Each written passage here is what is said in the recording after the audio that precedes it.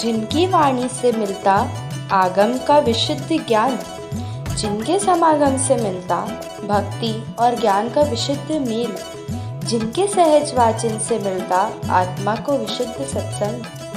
ऐसी आचार्य श्री 108 विशुद्ध सागर जी महाराज की मंगल देशना।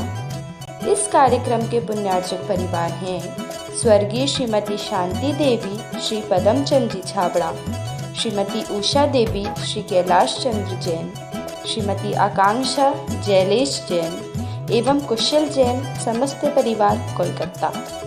पुण्यार्चक बनने के लिए संपर्क करें विशुद्ध देशना प्रसारण केंद्र, अनुराग भैया, सीहोरा, 9630555001। वैभव जैन, बड़ा मलेरा, 9977434344। वस्तु स्वभाव का निर्णय हो जाता है। जिसको वस्तु स्वभाव का निर्णय हुआ है वह जीव जगती के सिंह, सर्प और नाहर भयभीत करने वाले द्रव्यों से डरता नहीं है। अपितु डरता है तो पाप भीतरियत, पाप से भयभीत होता है। जिसको पाप से भय लगने लगता है वो संसार के भोग छोड़ करके योग की ओर बढ़ करके निर्गंत दीक्षा को प्राप्त होता है। यही कारण है, आपने एक दृश्य देखा कि तीर्थंकर परमेश्वर राज्य अवस्था को प्राप्त हुए, अनेक वैभवों को प्राप्त हुए, और जिस क्षण में एक नीलांजना की मृत्यु देखी, मृत्यु को देखते ही प्रभु को सत्यार्थ का बोध हो गया। उस क्षण मात्र में सर्वस्व परित्याग करके जय श्री दिगंबर दीक्षा को प्राप्त करके परमानंद पर लक्ष्य को स्थापित कर लिए हैं। यहां पर आचार्य कुंद कुंद भगवंत कह रहे हैं, जीव जो है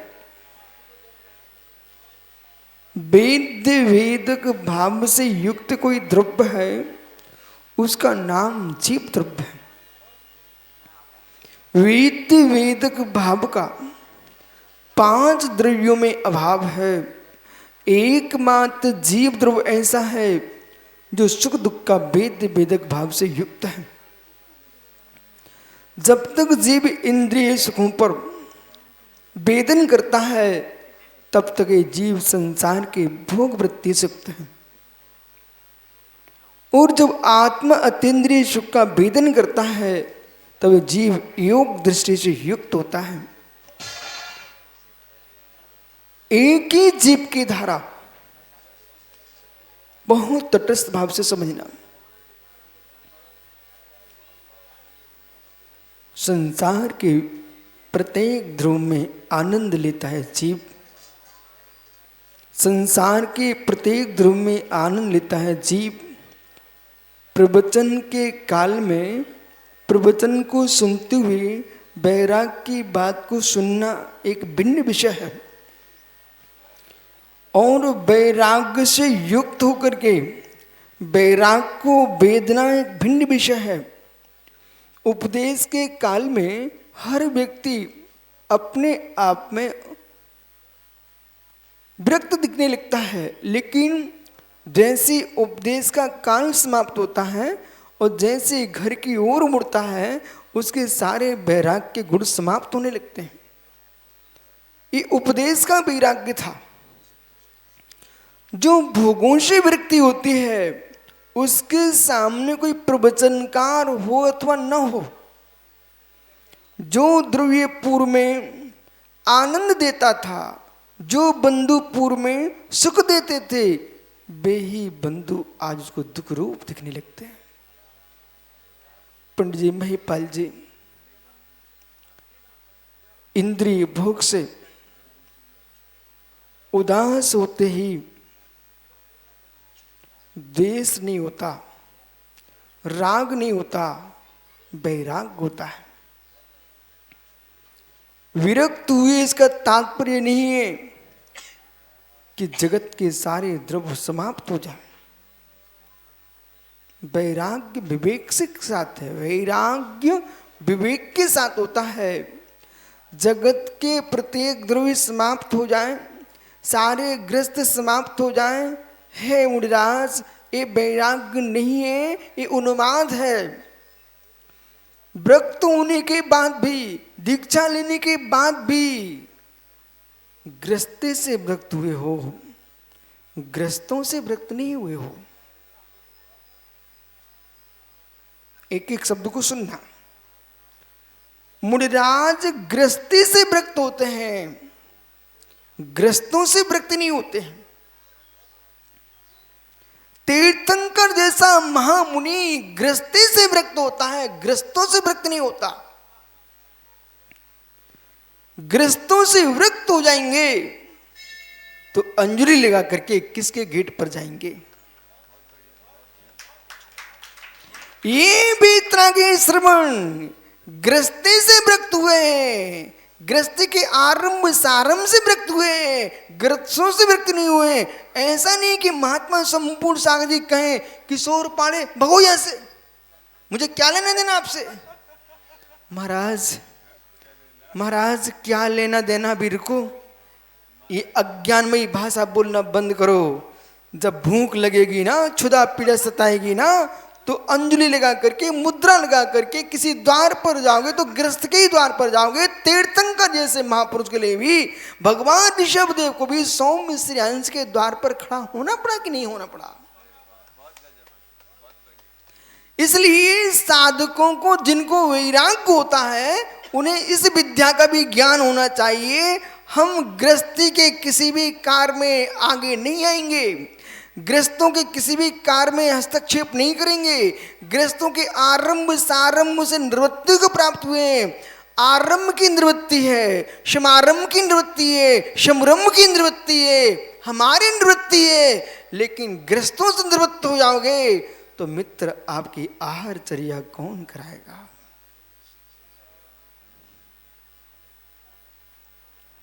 गृहस्थों से निवृत्त नहीं है, गृहस्थों के राग से निवृत्त हैं, गृहस्थों के राग से निवृत्त हैं, गृहस्थों की गृहस्थिक क्रिया से निवृत्त हैं। परंतु किसी भी गृहस्थ के प्रति द्वेष बुद्धि से युक्त जैन मुनि नहीं होते।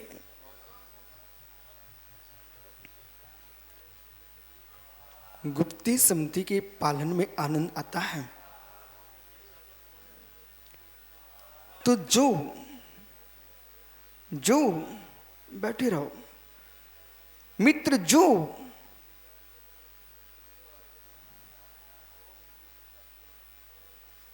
भोगों से विरक्त है,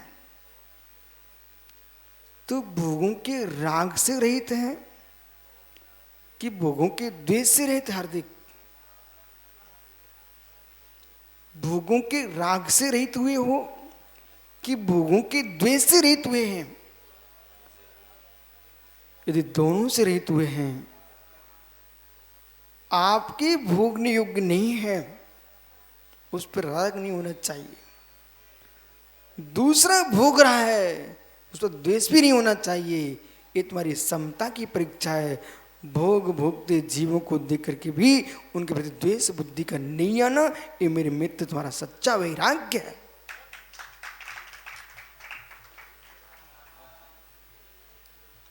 जगत के लोगों ने वैराग्य का वास्तविक स्वरूप नहीं समझा। और किसी व्यक्ति ने आदि करके कहा, हार्दिक भैया मैं पानी पीने जा रहा हूं, प्यास लगी है। ठीक है, आपको तटस्थ रहना चाहिए। बोले क्या दिन भर पानी पीता रहता है? ओहो हो, हे मित्र, तुमने राग छोड़ा है, वो द्वेष खड़ा कर लिया है। आपका मोक्ष मार्ग न तब था न अब है। जिस जीव ने राग छोड़ा है और दोष को संग्रहित कर लिया, भावों में न राग होना चाहिए न द्वेष होना चाहिए, इसका नाम वैराग्य है। वो वैराग की धारा जब प्रवेश होगी तो गदिया जी पहले जीव के स्वरूप पर दृष्टि जाएगी। जीव के स्वरूप पर दृष्टि जाएगी। बैरागी जाने के लिए नहीं जाता, आने के लिए जाता है। बैरागी खड़े होकर के खुला समझ में आता है। बैरागी जाने के लिए नहीं जाता है, पंकज बैरागी आने के लिए जाता है। ज्ञानी घर से गया है, घर से गया है, निज गृह में आया है, वही घर से जा सकता है। घर से चला गया और निज घर नहीं गया, बिना आलम्बन के जीना कठिन होता है। जो सदुपयोगी मुनिराज हैं महिपाल पंडित साहब, वो भी आलम्बन सीखते हैं। वे अज्ञानी लोग हैं जो निरालंबन ध्यान की व्याख्या में पूर्ण निरालंबन मानते हैं। वे अज्ञानी विद्वान हैं जो निरालंबन की व्याख्या में पूर्ण निरालंबन मानते हैं। हम तो मुक्त भगवान को ही मुक्त नहीं मानते। मैं जैन, शुद्ध दिगंबर जैन हूं, मुनि बन के कह रहा हूं। जो हमारे सिद्ध भगवान होते हैं वे पूर्ण सिद्ध नहीं होते।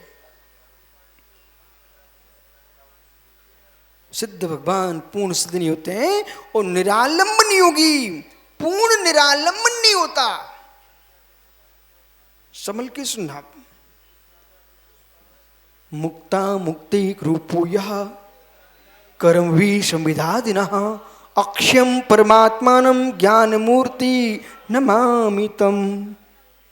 भट्टकलंक स्वामी स्वरूप संबोधन के मंगलाचरण में कह रहे हैं, प्रभु मुक्ता मुक्तेक रूपोया, आप मुक्त तो हो पर पूर्ण मुक्त नहीं हो। पंडित साहब आपके लिए बहुत समझने का विषय है। सिद्ध परमात्मा मुक्त है कि अमुक्त है? महिपाल पंडित जी मुक्त है ना? मुक्त है ना? ज्ञानी भगवान को, सिद्धों को मुक्त कहकर बुद्ध मत हो जाना। भगवान को मुक्त कहकर के ज्ञानी निर्गुणी मत बना देना।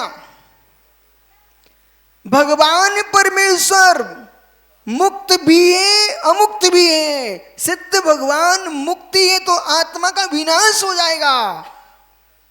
वे कर्मों से मुक्त है, गुणों से मुक्त नहीं है। वो निर्गुण न्यारे, ये यहां नहीं चलता जैन दर्शन में। वो गुण निर्गुण न्यारे, हमारा परमात्मा निर्गुणी नहीं है, सगुणी परमात्मा है।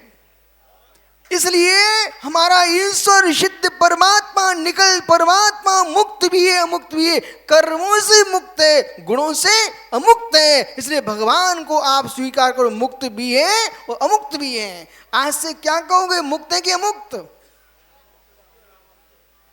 पंडित साहब आज से सिद्धों को मुक्त ही मत कहना, अमुक्त भी कहना। कर्मों से मात्र मुक्त है, गुणों से मुक्त नहीं है। गुण का विच्छेद मोक्ष हो जाएगा तो आत्मा का विनाश हो जाएगा। बराबर इसी प्रकार से दिगंबर जैन योगेश्वर निरालंबन ध्यान करते हैं। वो कौन सा निरालंबन ध्यान है? सालंबन ध्यान करते हैं। वे निरालंबन ध्याता भी सालंबन ध्यान करते हैं। ओहो, महात्मा को समझ में आ रहा है क्या? नहीं आ रहा? परमेश्वर बनने वाला योगी सालंबन ध्यान करता है। सालंबन ध्यान के बिना आत्मा मोक्ष जा ही नहीं सकती है। बोलो पंडित जी, क्या ठीक है मित्र? आपको बोध होना चाहिए।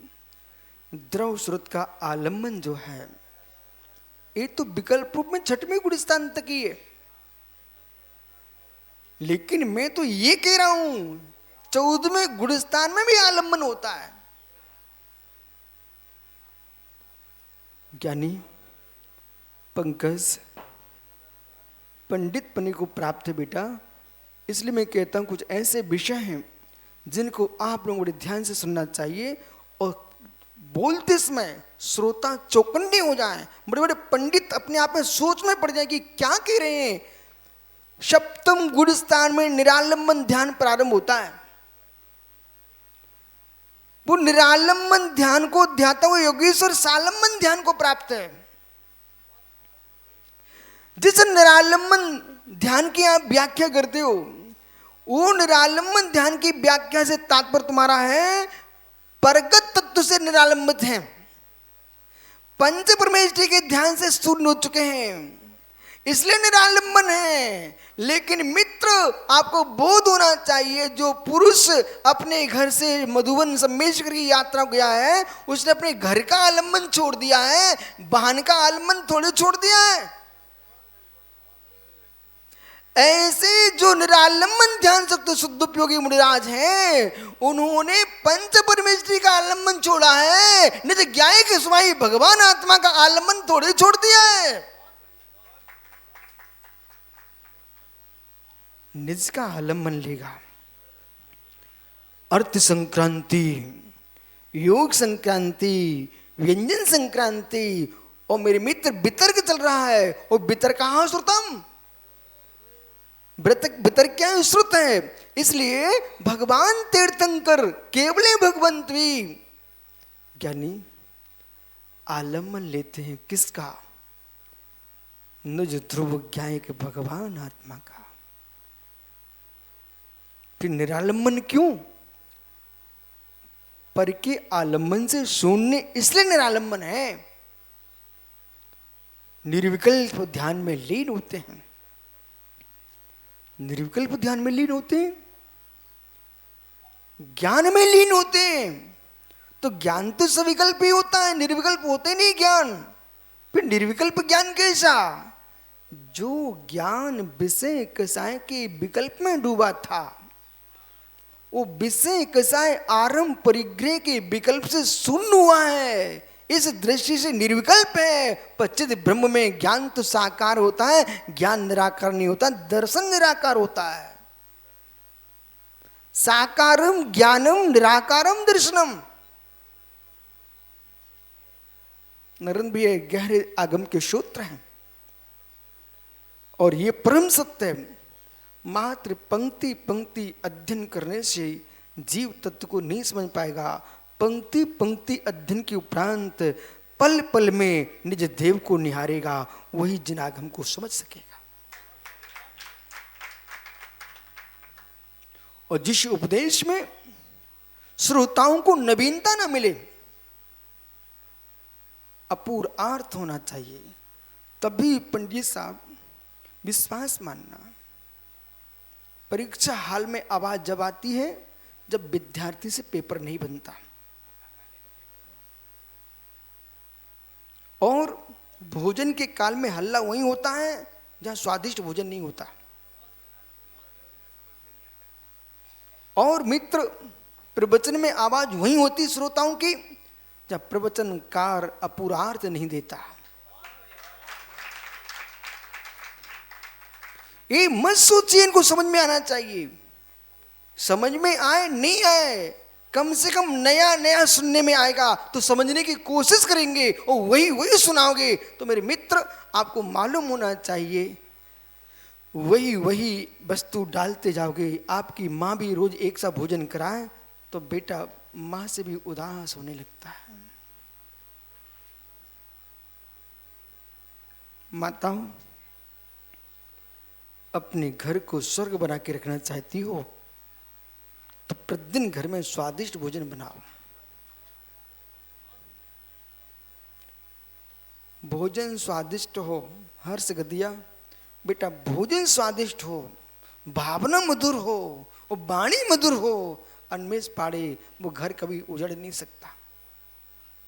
जिसके घर में स्वादिष्ट भोजन बनता हो, वो मधुर भाषण होता हो, स्वादिष्ट भोजन बनता हो, मधुर भाषण होता हो, और मधुर स्वभाव वाले लोग मिले झांझरी जी, वो घर कभी उजड़ नहीं सकता। और इनमें से एक भी कमी है, वो घर कभी एक साथ टिक नहीं सकता।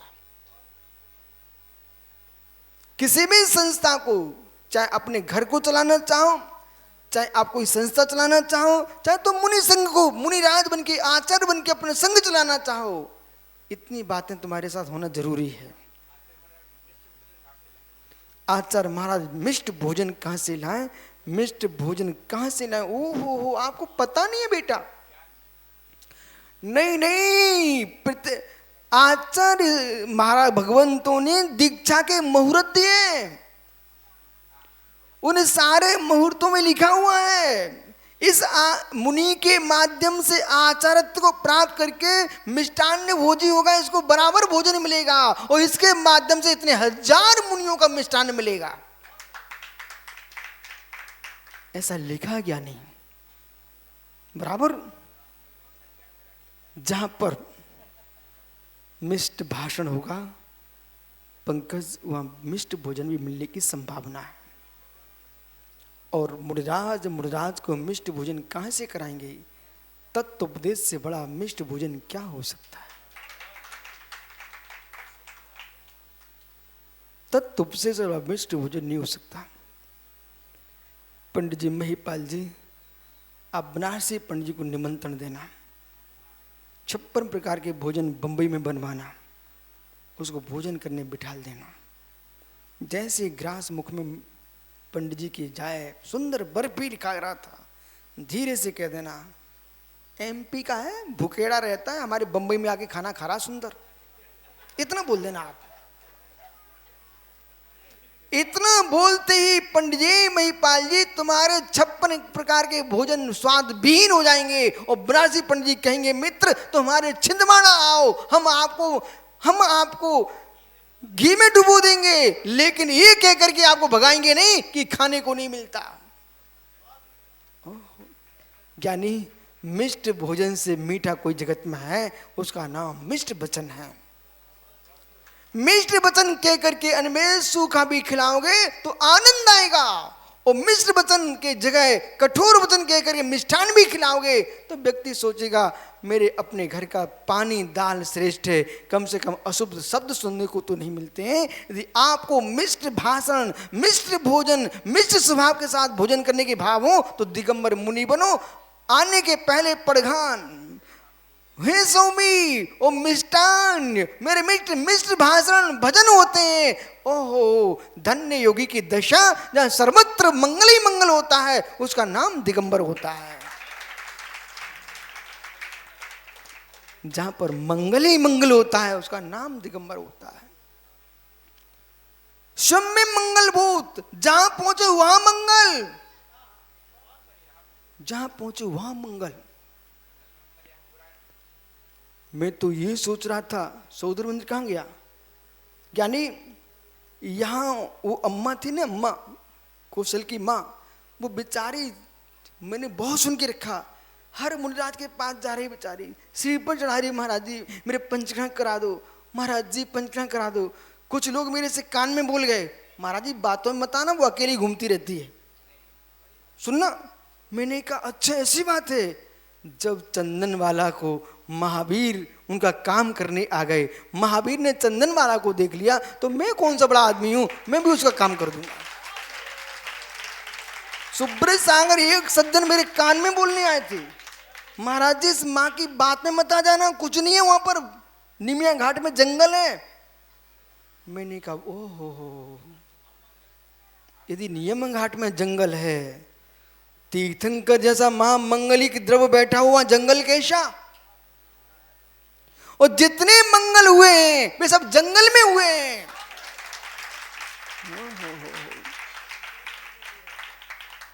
पंडित जी घबराओगे तो नहीं? पूछो पक्का। आप बंबई में रहते हो, प्रतिष्ठा कराते हो, पंडित साहब बंबई में रहते हो और प्रतिष्ठा चारों, कहीं ना कहीं किसी ने आपको अपने जीवन में प्रतिष्ठा काल में कोई सोने की अंगूठी हीरा तो दिया होगा। कहीं हीरा भेंट हुआ आपको? हीरा हुआ है? अब मेरा काम बन गया पंकज, सुनो, मुझे नहीं चाहिए, चिंता मत करो। मैंने जिस दिन दीक्षा ली थी ना, अपनी विश्वास करना, जिस दिन मैंने व्रत लिया था उस दिन आचार्य विराग सागर मेरे सामने नहीं थे। मैंने व्रत लिया था, सबसे पहले भगवान तीर्थंकर महावीर स्वामी की प्रतिमा के सामने। और पहला व्रत ये था हमारा कि प्रभु जिसमें दिगंबर मुनि बनूंगा, एक तेल की शीशी भी अपने पास नहीं रखूंगा, क्योंकि दिगंबरत्व का स्वरूप परिग्रह संरचना है ही नहीं है। पिच्छी कमंडलू शास्त्र, इसके अलावा दिगंबर मुनि के पास कुछ होना ही नहीं चाहिए। धागा मात्र तो स्वीकार नहीं किया, ये दिगंबरी दीक्षा है। शरीर पे नहीं है, बाहर अपने अधिकार जमा है, वो दिगंबर तो नहीं है। ऐसे तो बहुत सारे देश में नांगा बाबा होते हैं, शरीर पे कुछ नहीं है लेकिन हाथी घोड़े रहते हैं उनके पास। यदि ऐसे दिगंबर मुनि मठ मंदिरों में लिप्त हो जाएं तो दिगंबरत्व की दीक्षा बेकार है उनकी। दिगंबर दीक्षा में कुछ भी नहीं होता। पंडित मैंने नियम लिया था, आचार्य विराग सागर महाराज जी तो मुझे 88 में मिले। मेरा व्रत तो बहुत दिन पहले हो चुका था। फिर अपने गुरु के पास हमने व्रत को पूर्ण किया है, गुरु चुना है। पंडित जी इसलिए आप घबराना नहीं, विश्वास रखना। में कभी भी आपने देखा इतने दिन तक पंचकर्म पूरा होने वाला है, हमने आपसे ये नहीं कहा पंडित जी कौन बोली लगा रहा कौन नहीं लगा रहा है।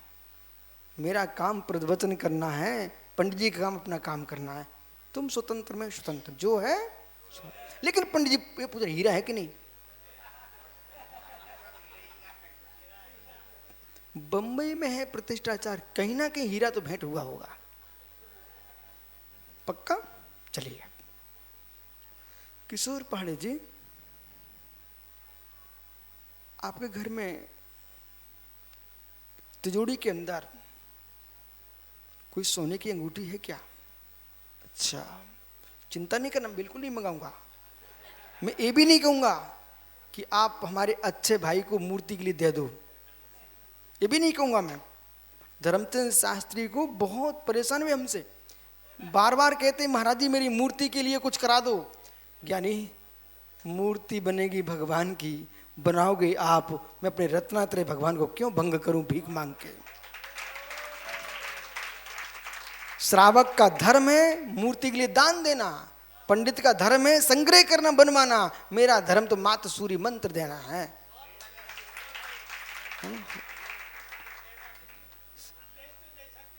मित्र आपको पंकज बुद्धि होना चाहिए। मैं सब कुछ कर दिया लेकिन कोई समझो, आप श्रावक का धर्म क्या है, वो अपना धर्म का पालन करे, लेकिन हमारे पास हमसे हमारे द्वारा हमसे भीख मंगवाए, मैं दिगंबर मुनि भीख कैसे मांग सकता हूं? इसलिए मैं पंडित से महिपाल जी से कहा पंडित जी हीरा है क्या? सुनिए रहस्य इसका। जो व्यक्ति जंगलों को वनों को हे दृष्टि से देखता है उसे अभी जंगलों की कीमत का पता नहीं है। जो महिपाल जी के घर में हीरा है वो मखमल की डिब्बी में है, तिजोरी के अंदर चिजोड़ी में है, और इनका सोच है ये हीरा तो मेरा कितना सुंदर है। पर हे मित्र वो हीरा आया कहां से है? किसी तिजोरी में हीरा उत्पन्न नहीं हुआ, किसी मखमल की डब्बी में हीरा उत्पन्न नहीं हुआ। हीरा जंगलों में पर्वतों के चट्टानों के अंदर से निकाला गया है।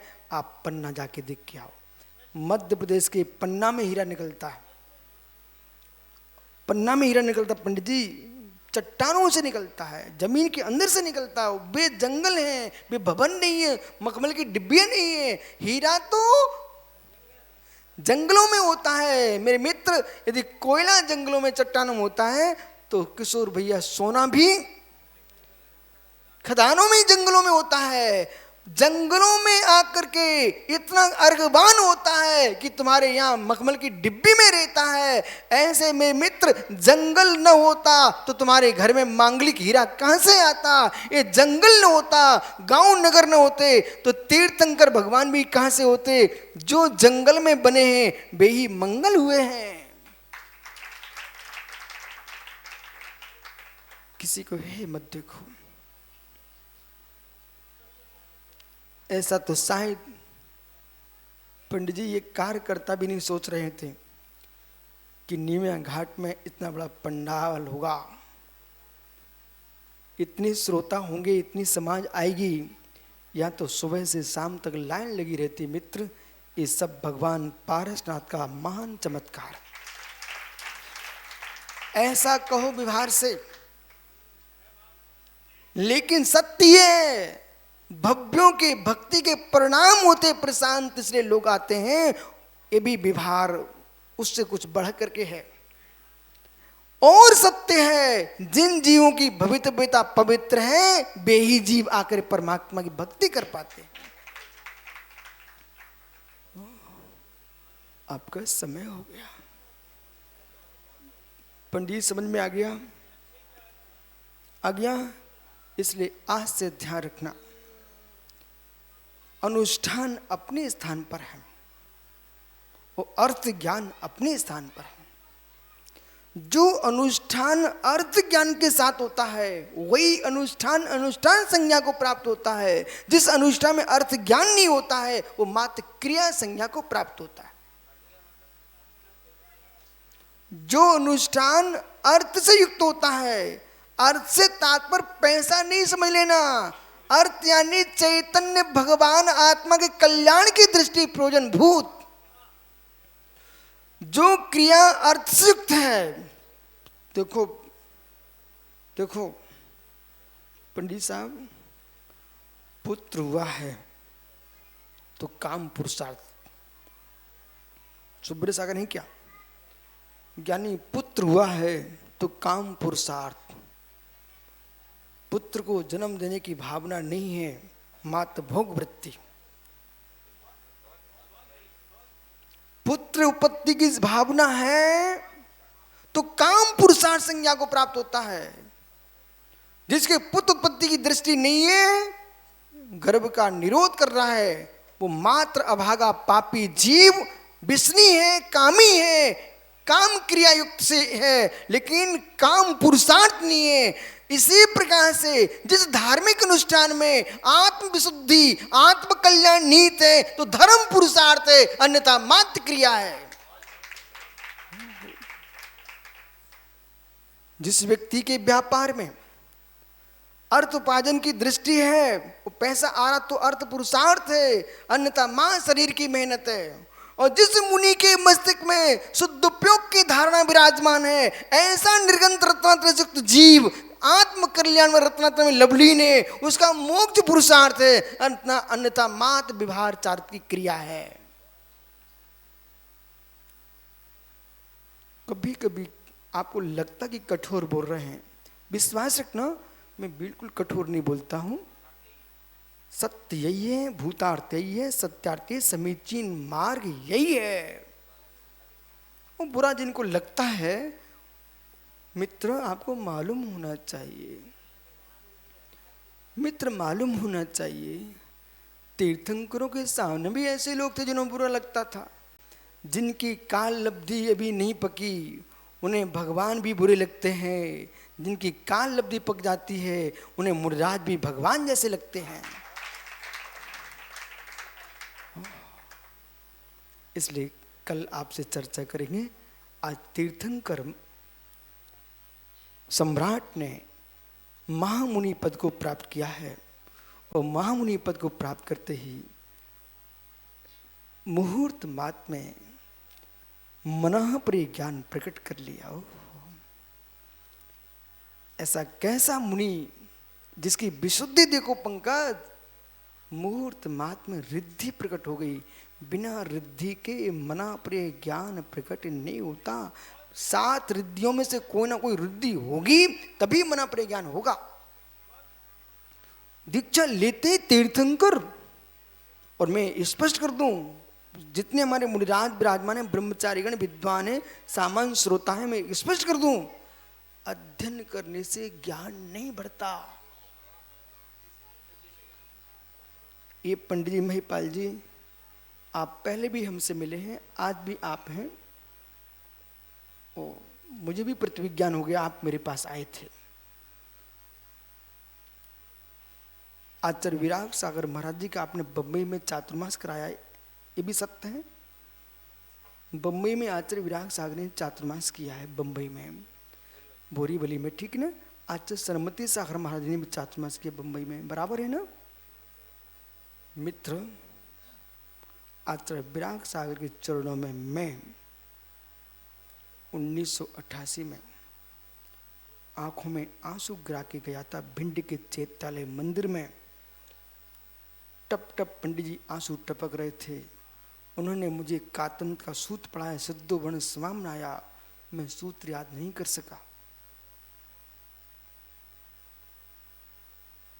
खूब पढ़ाई किए, बस समझ नहीं आता था।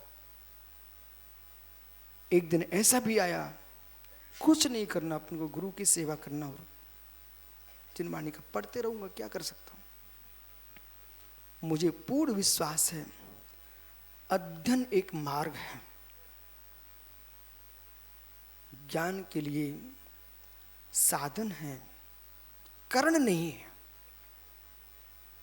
श्वेत सागर जी, अध्ययन ग्रंथों का साधन है, कर्ण नहीं है। कर्ण तो साधक तम होता है, वो आत्मा की विशुद्धि है। जितना साधक विशुद्ध प्रणाम करेगा उसका ज्ञान बढ़ेगा, ज्ञान बढ़ेगा, नियम से बढ़ेगा। इसलिए मंद कसाय, भद्र प्रणाम, सबके प्रति मैत्री भाव, ये 3 बातें सीख लो, तुम ज्ञानी हो जाओगे। जाओ। आत्मा स्वभावम परिभाव भिन्नम, आत्मा स्वभावम परिभाव भिन्नम। आत्मा का स्वभाव प्रभाव अत्यंत भिन्न। महावीर स्वामी की।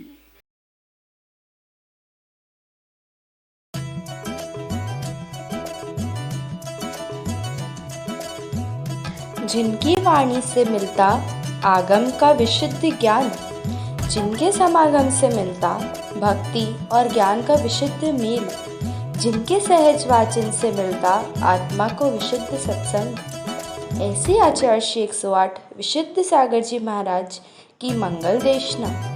इस कार्यक्रम के पुण्यार्चक परिवार हैं स्वर्गीय श्रीमती शांति देवी श्री पदम चंद जी छाबड़ा, श्रीमती उषा देवी श्री कैलाश चंद्र जैन, श्रीमती आकांक्षा जयलेश जैन एवं कुशल जैन, समस्त परिवार कोलकाता।